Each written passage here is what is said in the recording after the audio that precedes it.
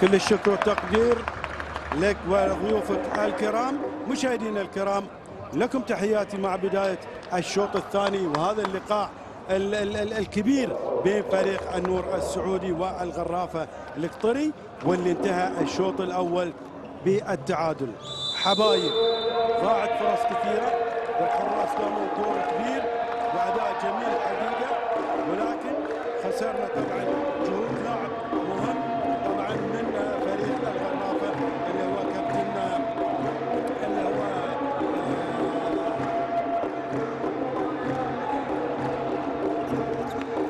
نشوف الآن. على العموم أحمد عبد الحق، يعني اسمه حقيقة نسيت اسمه، ولكن أحمد عبد الحق خسارة كبيرة في الشوط الأول مع الغرافة. عموما الفرصة الأولى تضيع من الفخراني، يا فخراني يا فخراني، والفخراني يغير في الدفاع والهجوم. ليش؟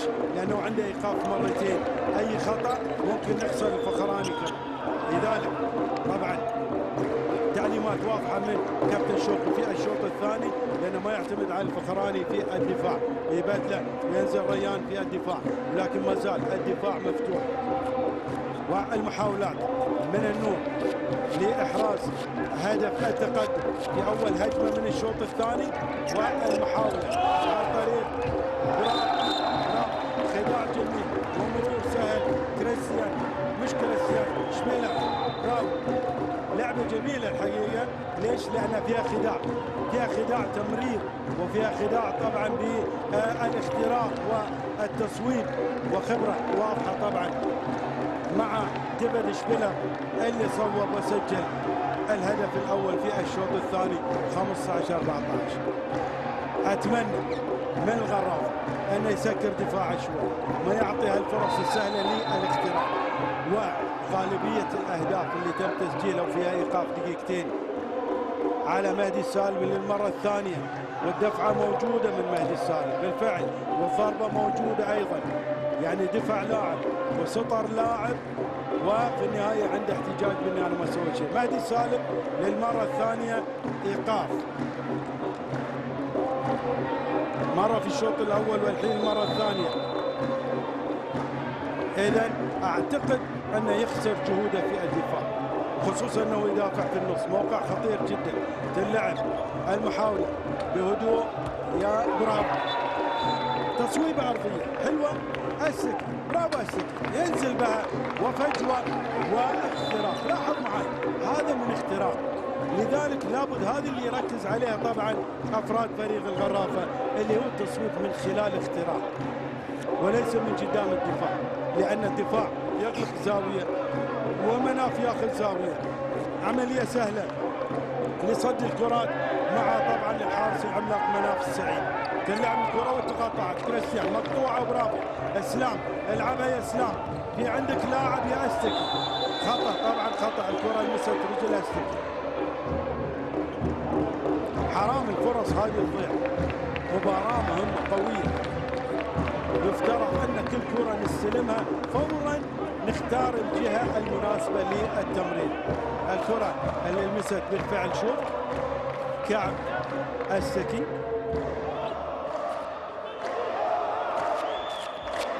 تلعب في نقص عددي وما تم استغلال الفرصة اللي راحت من الغرافة. عموما نزول الجناح على الدائرة في خطورة،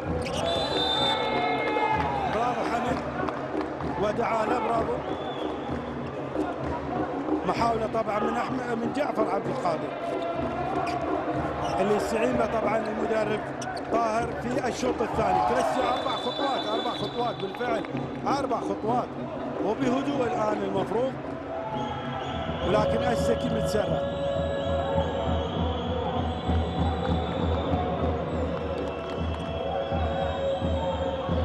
في انتظار نزول الفخراني على الدائرة مكان حمد،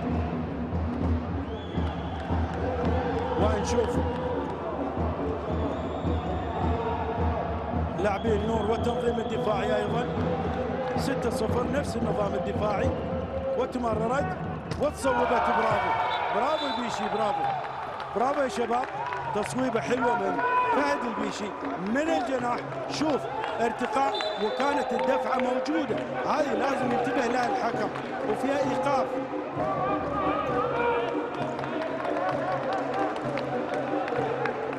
الحركة هذه خطيرة، لأن حتى لو دفعة خفيفة يفترض أنه يكون فيها عقوبة،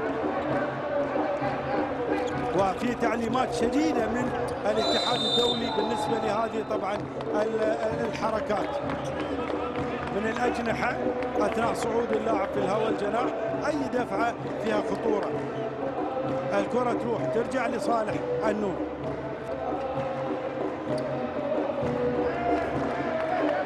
المحاولات والتقدم الدفاعي من الغرافة، أكثر من لاعب على الدائرة.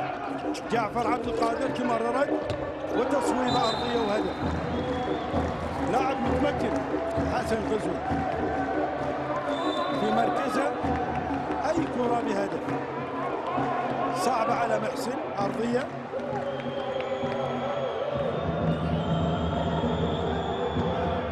التعادل 16-16، مر 5 دقائق ونص. دفاع مغلق من النور.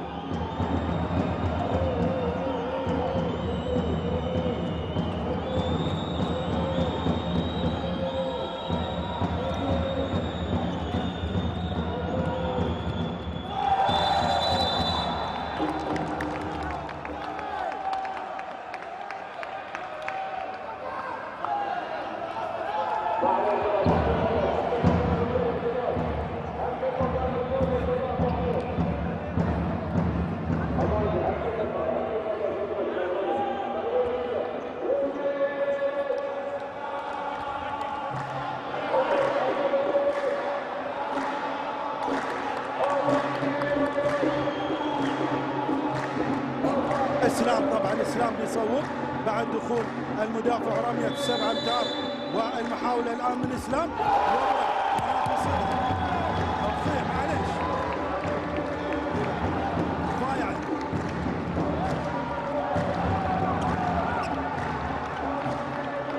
ضايعة الفرصة هذه من الغرافة رمية 7 امتار، لكن ان شاء الله في فرص للتعويض.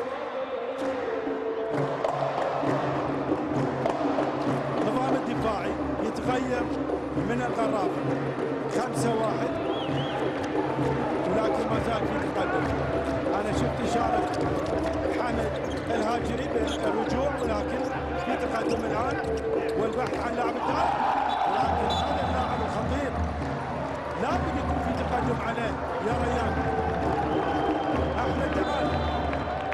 احمد دعانة كان يفترض انه يتقدم، لان الرسخ عنده ممتاز. هذا اللاعب كريستيان تصويبات متقنه جدا ودقيقه. 17-16 بتصويبه من الثبات من كريستيان.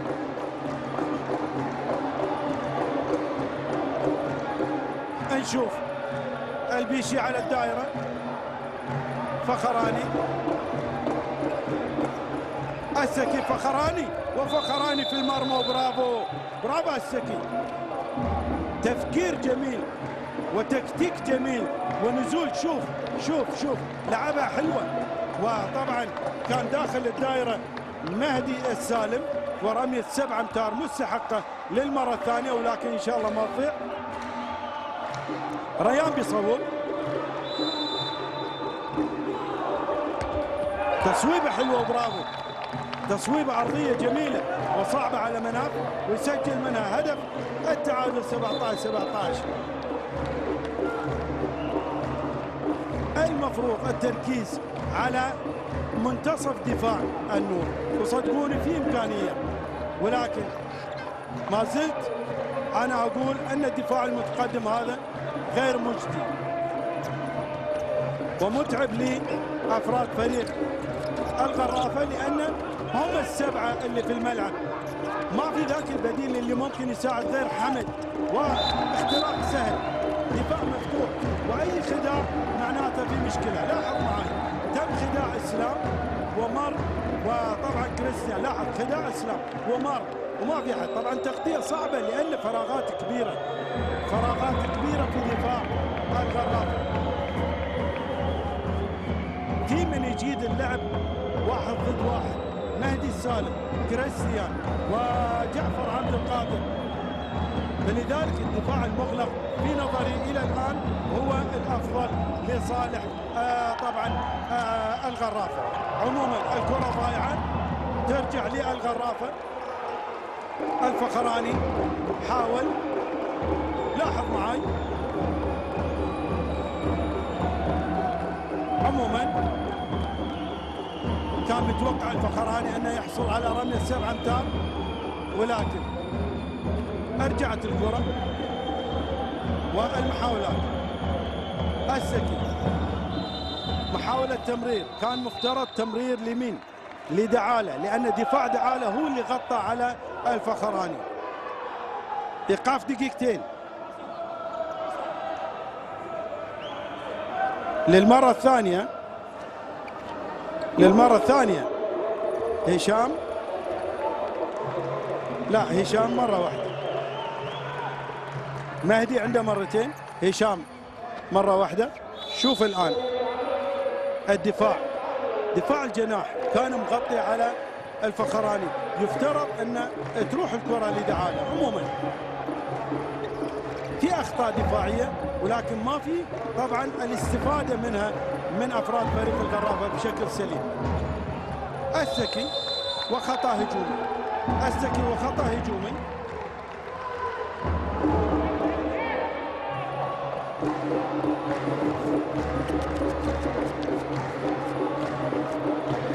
الكرة تروح لصالح النور وخطأ من السكي.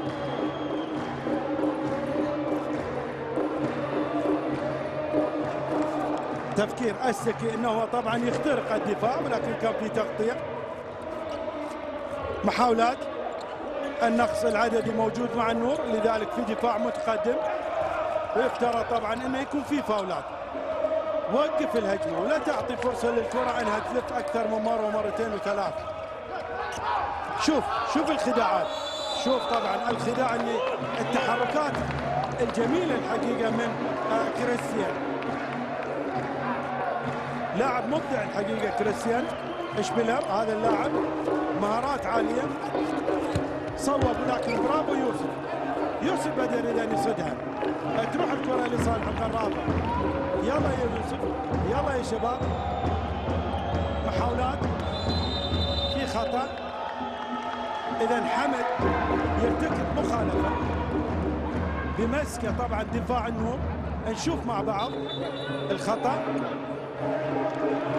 الحكم طبعا شايف حمد، وهني طبعا الكرة اللي صدها يوسف بدر. برافو يوسف. عموما الكرة لصالح النور.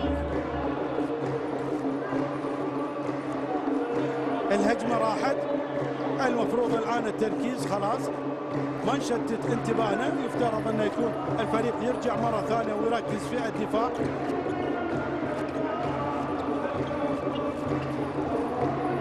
عدة تحركات من لاعبين النور، واللعبة جعفر ويبحث عن الفرصة واختراق. يلعبها بذكاء طبعا، لاعب كبير كريستيان، ومن مرور طبعا. لاحظ معي من وين؟ من اختراق. لاحظ معي اختراق، ما في تغطية. صعبة. حمد طبعا كان المفروض انه يغطي، ولكن مسافة بعيدة، دفاع مفتوح، مسافة بعيدة.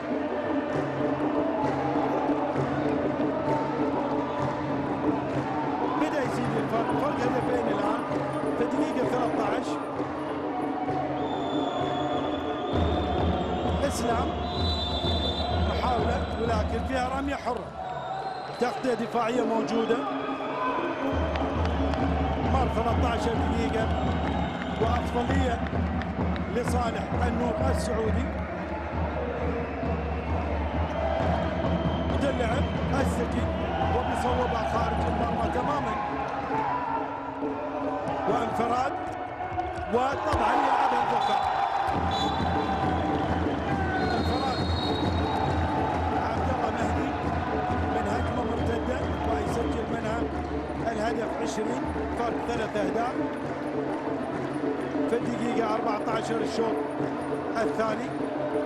والطلب والاستقطاع من كابتن شوقي بالقاسم. حتى انا قلنا بالقتال معاك مصالح شيء اسكت قال شوف الاولاد في الدفاع ما عادش نعملوا في الفاولات، كل واحد قاعد يطلع على واحد ويتبع فيه، يسفي يمين يسفي يسار، ما عادش قاعدين نلعبوا في الفاولات، ما عادش قاعدين رايحين على الفاولات، ما نجموش نلعبوا دفاع هكاك لو كل واحد شغلت عليه يعمل له يمين يسار، وبعد يعطي باس ما عادش دخل، اللي دخلت عليه توقف الهجمه هذيك هوني هنا، وين دخلت عليه توقف الهجمه، باش نجموا نعملوا الريبليسمون تاعنا، ما كاينش ما عادش خطير لا، اوكي، وفي الهجوم نزيدوا الاولاد قاعدين يدخلوا فيها باهي من هنا ما مش قاعدين ينزلوا فيها هذيك،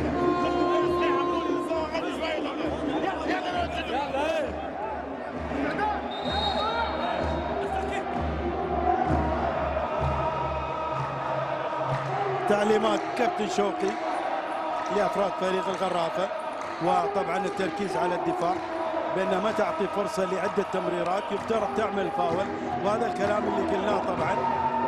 ونشوف انتظار نشوف التطبيق جانب من الجمهور.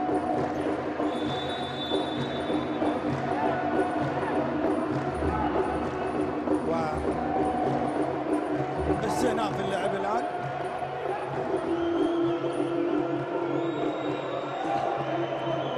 في ضعف على المستوى الهجومي مع الغرافه خلال الشوط الثاني.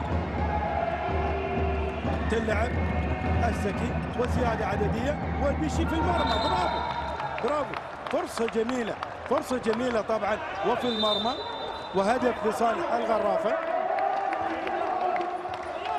حلوه حلوه، تكتيك جميل وسحب الدفاع والتخليص عن طريق فهد البيشي. برافو، فرصتين حلوين سجل منهم فهد.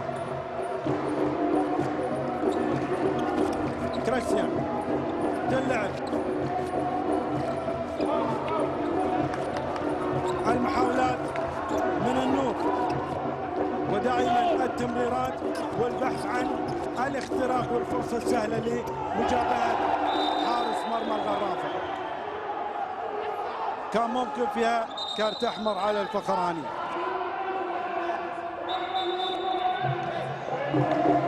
على الوجه، لمس وجه، شوف يا فخراني يا فخراني، كان ممكن فيها خلاص دقيقتين الاخير، عنده دقيقتين مرتين. برافو حمد، التدخل في الوقت المناسب. طبعا هو هدفه يسحب احمد دعاله. صوبه جعفر عبد الغالي اذا ينجح بتصويبه حلوه ويسجل منها، راح لها يوسف ولكن في المرمى. 21-18 باقي 15 دقيقه.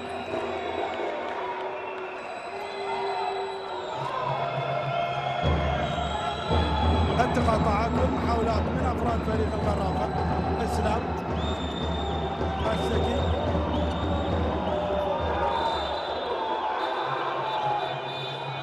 ايقاف الوقت. طبعا الحكم مشى قبل شويه حق الفخراني، الحين يمشي حق فريق النور حتما. شوف واضحه، ولكن طبعا لاعب مهم بعد وعنده ايقاف قبل شويه. هشام العبيدي عنده ايقاف قبل شويه دقيقتين، لذلك الحكم يعني يلعب بروح القانون، وهذه طبعا راجع لخبره الحكم.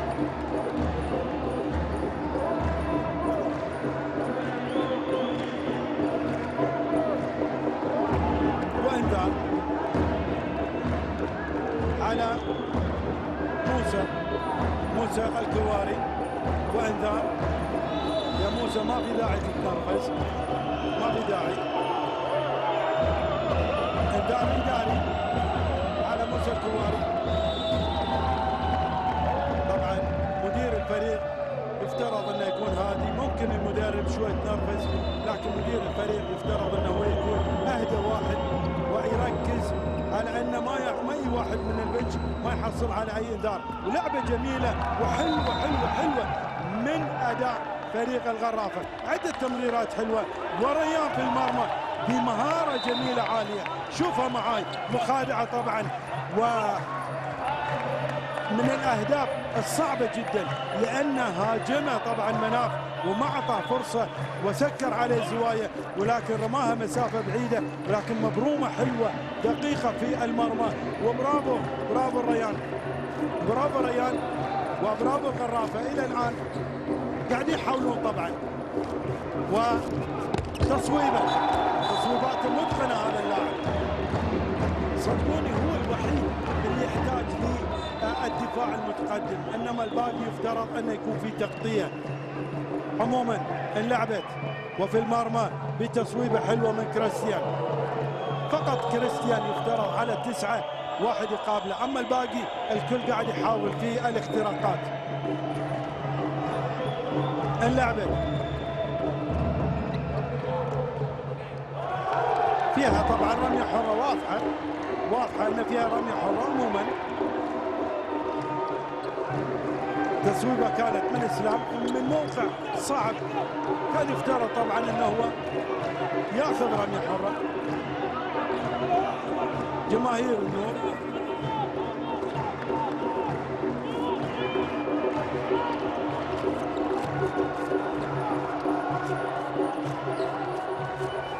تلعب جعفر عبد القادر وبيصوب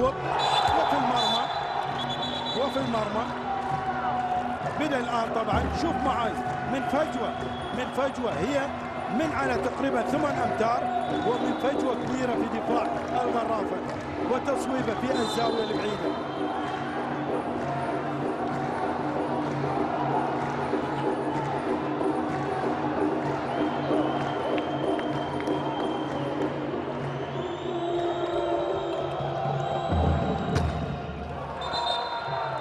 تصويبه جميلة من ريان، يمكن أنجح واحد الآن في الشوط الثاني من الغرافة هو ريان. تصويباته حلوة ومتقنة، ومعليش يوسف اللي نزل وتم تسجيل، ولكن يوسف ما يتحمل مسؤولية الأهداف. يمكن هدف واحد من اللي هو طبعا من تصويبات كريستيان، ولكن الدفاع المفتوح معطي فرصة لجعفر عبد القادر أيضا أن يصوب من مسافات ويسجل، ولكن من خلال فراغات والتصويبات. جعفر عبد القادر مش من 10 أو 11، إنما من دخوله أول ما يدخل داخل 9 وفي فراغ يصوب منها.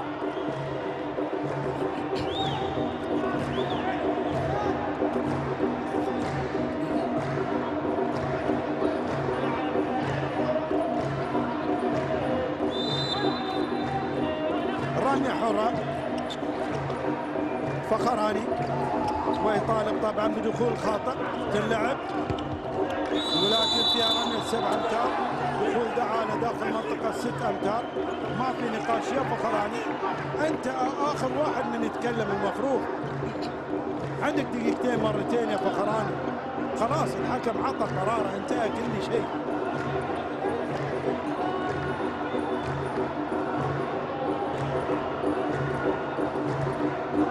نشوف مع بعض، شوف دعالة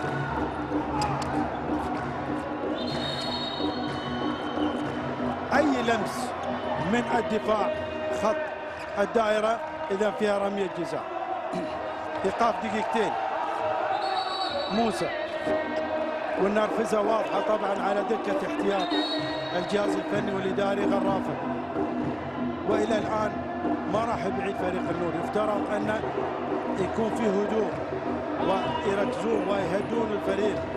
ممكن ان الغرافه يرجعون يعملون شيء، ولكن اذا كان بالوضعيه هذه طبعا لا. الان يتم سحب لاعب من الملعب، يتم سحب لاعب.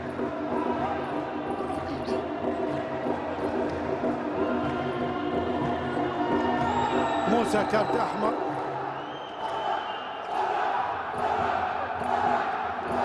مدير الفريق موسى الكواري كارت احمر، ونقص عددي حتما مؤثر ما في شك مع الغرافه. يفترض هاي الامور يعني في بطولات مثل هذه، يعني يفترض ان الواحد يكون طبعا، وموسى يعني كبير وعنده خبره كبيره، يفترض انه هو طبعا يعرف كيف يتعامل في لقاء مهم مثل هذا اللقاء. كارت احمر على كابتن شوقي مش على موسى، كابتن شوقي.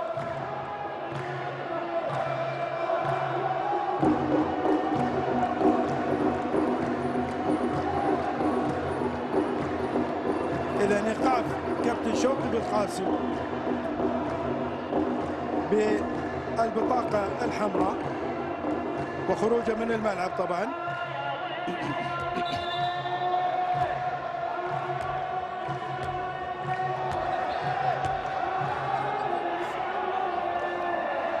يتم ابعاد مدرب الغرافة وسحب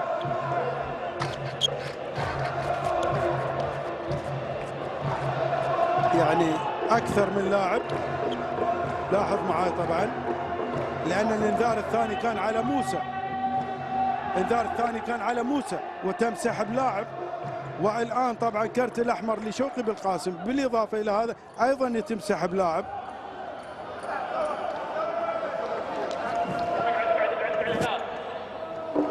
اخطاء اداريه.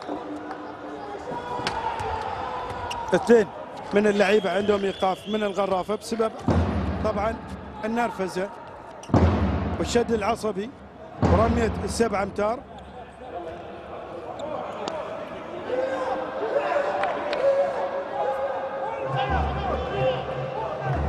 بفرق 3 أهداف.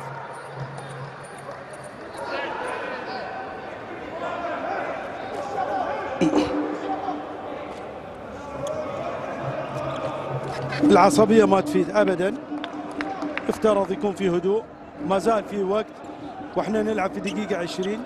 قدامنا 11 تقريبا 11 دقيقة أو 10 دقائق ونص عموما.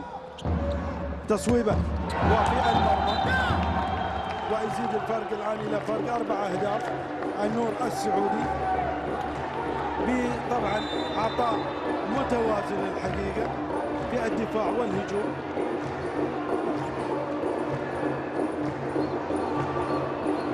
في انتظار نشوف كيف رايح يتصرف الغرافة بالرغم من نقص العدد الكبير اللي موجود الآن. يعاني من إصابات فريق الغرافة، والآن طبعا نقص عددي باثنين من اللعيبة، إيقاف لعيبة 2 لطبعا عقوبات إدارية. تلعب ومحاولة من فخراني وباقي لاعب في انتظار نزول. في خطأ، إيقاف الوقت لتجفيف الأرضية. باقي لاعب طبعا.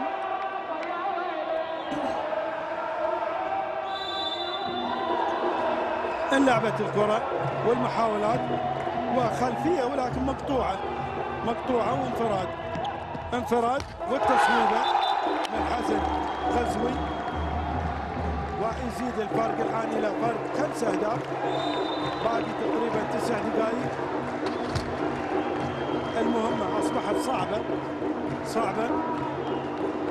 حاط نفسه في موقع جدا حرج فريق الغرافة، ونشوف في انتظار قد يعمل شيء ولكن فيها صعوبة. ريان بيصوب مسافة بعيدة وسهلة على مناف.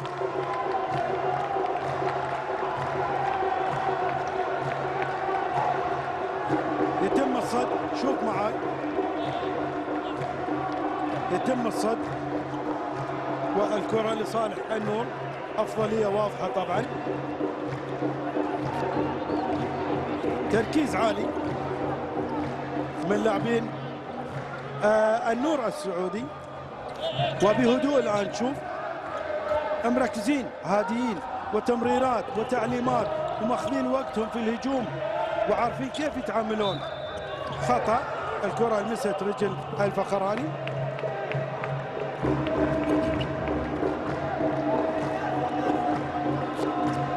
طبعا مساعد المدرب من الغرافة وتلعب الكرة وفرصة سهلة طبعا في المرمى. فرصة سهلة للجناح الأيسر من النور السعودي. وفي المرمى عبد الله العباس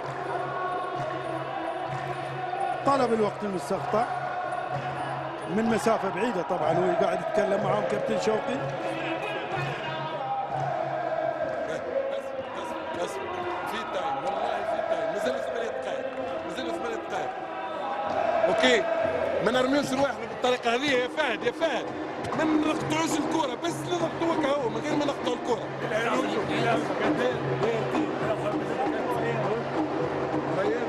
تعليمات لعدم الاستعجال، لكن باقي تقريبا 8 دقائق وفرق 6 أهداف جدا صعب، واعتقد ان المباراه رايحه.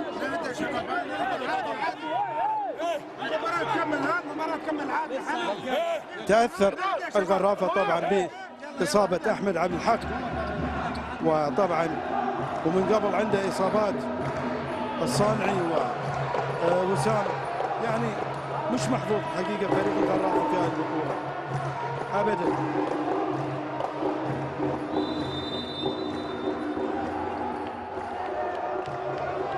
عموما نتمنى انه يقدم مستوى طيب، وعمليه طبعا صعبه جدا وتصوبت، ولكن فيها رميه حره، رميه حره واستعجال من الفخراني. ايقاف الوقت لتجفيف الارضيه.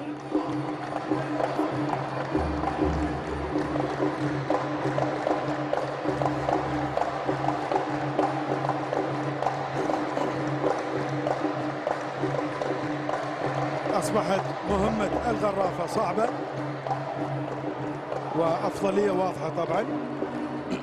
كريستيان والتفاهم مع جعفر عبد القادر اللي يعتمد عليهم المدرب في الهجوم فقط، لذلك عنده فرصة من يبدل مدرب النور السعودي، وعنده على طبعا دكة الاحتياط عدد من اللعيبة الممتازين، وعنده التخصص مهدي السالم ونبيل العبيدي، اكثر من لاعب في يبدل في الدفاع والهجوم. التقاطعات اشتكي بتصويبه، ولكن ماخذ زاويته مناف. شوف معي مناف واقف في الزاويه في انتظار الكره، لانه طبعا حائط الصد. ونشوف مجلس مجتبى السالم، مجتبى السالم. إذا باقي 7 دقائق مشاهدينا الكرام، ومباراة حتما رايحة للنور السعودي. كريستيان بيصور فعلا، ولكن يتم الصد. الكرة لصالح الغرافة وأمامية، والضغط والمحاولة انلعبت. رمية 7 أمتار، رمية 7 أمتار بالفعل، ويفترض أن فيها عقوبة لأنه دخل داخل منطقة متعمد. فعلا فيها عقوبة على عبد الله العباس. شوف معاي التعمد والدخول داخل المنطقة لعرقلة الهجوم. رمية 7 أمتار وكرت أحمر على العباس.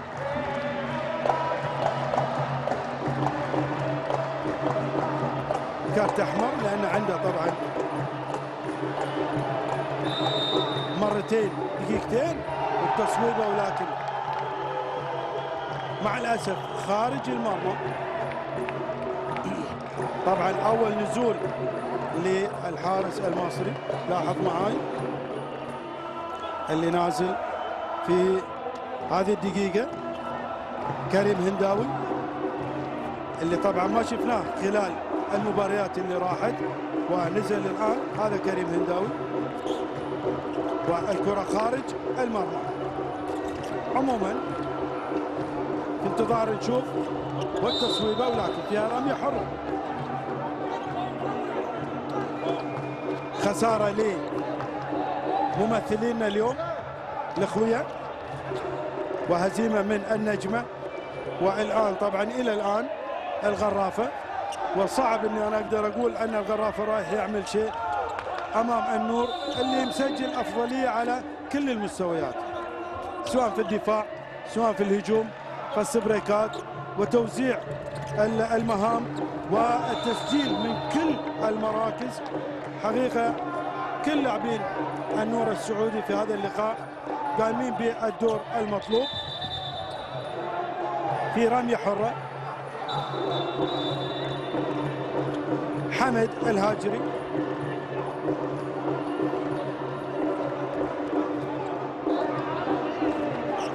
لابد من الصفارة، انلعبت وتمررت مقطوعة أمامية، وريان وبيصوب ريان، وسلامات ريان، احتكاك مع مناف.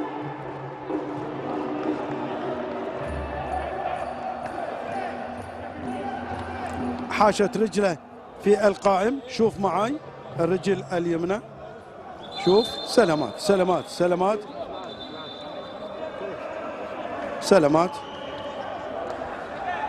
ما احتك بمناف ولكن رجله طبعا اصطدمت بالقائم. سلامات.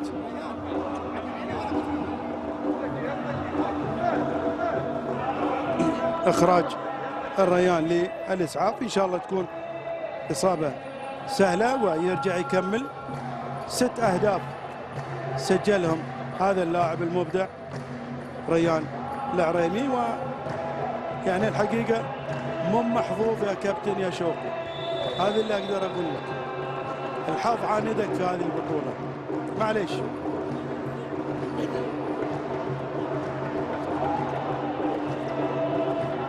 محاولات من النور لاستغلال طبعا الدقائق الخمس الباقيه بالهدوء والتمريرات والبحث عن الفرص الاكيده والاستمرار في الهجوم لفتره طويله.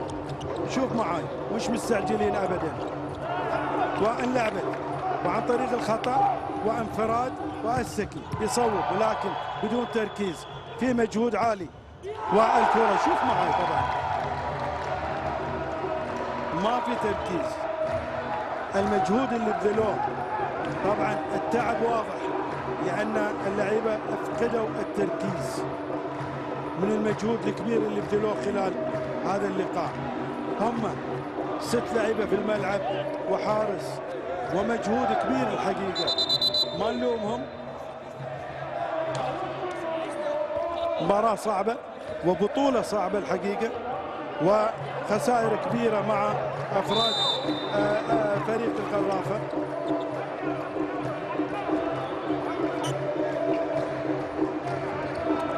المحاولات،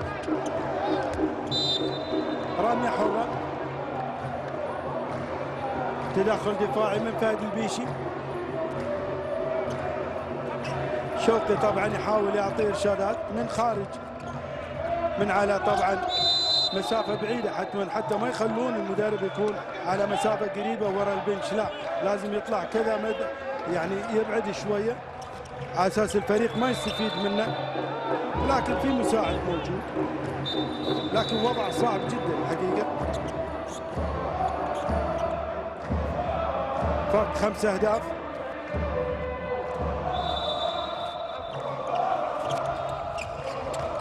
محاولات وصوبت وفي المرمى، استغلال جيد الحقيقة، واختراقات وفس بريكات، وما في شك ان النور يعني عرف كيف يتعامل مع دفاع الغرافة. لما يكون دفاع الغرافة منظم، النور يعتمد على الكثير من التمريرات السريعة وما يعطي فرصة للدفاع انه يعمل فاول. في ايقاف دقيقتين اعتقد على مجتبى السالم بالفعل. شوف التدخل الدفاعي في شيء من الخشونة، وايقاف مجتبى السالم، تم ايقافه دقيقتين مجتبى، لكن وضعية صعبة جدا الحقيقة للغرافة. فرق 6 أهداف، 27-21 وأقل من 3 دقائق.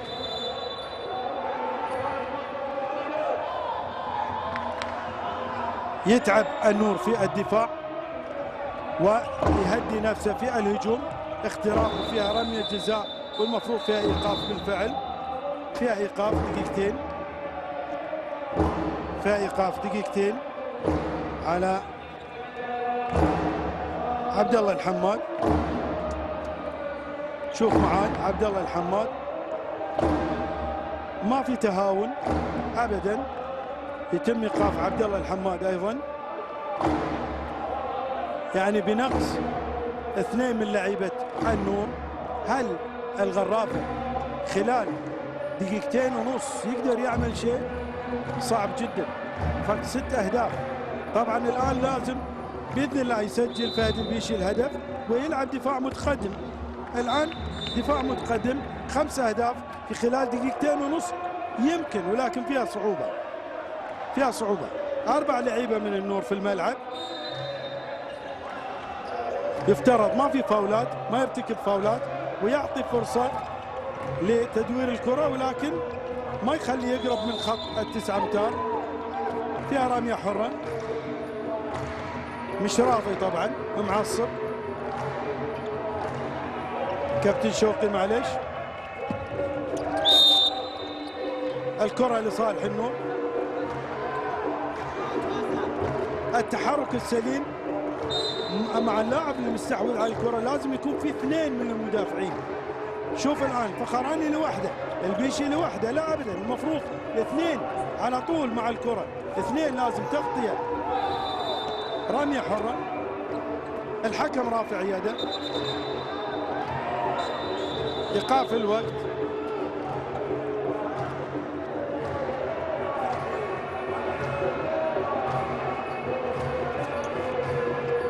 طلب تجفيف الارضيه. طبعا النور يعني عندهم الخبره الكافيه كيف يتعاملون في هالدقائق وكيف يتعاملون مع الاوضاع الصعبه.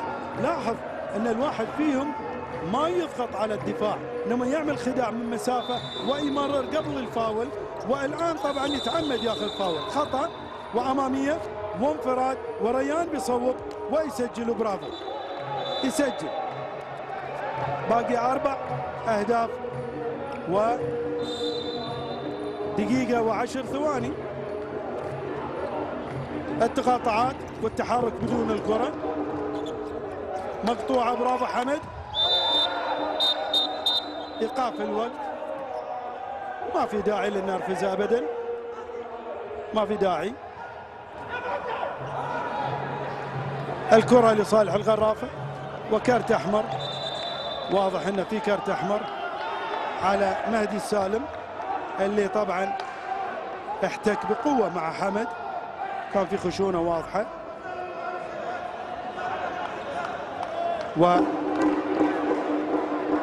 ونشوف مع بعض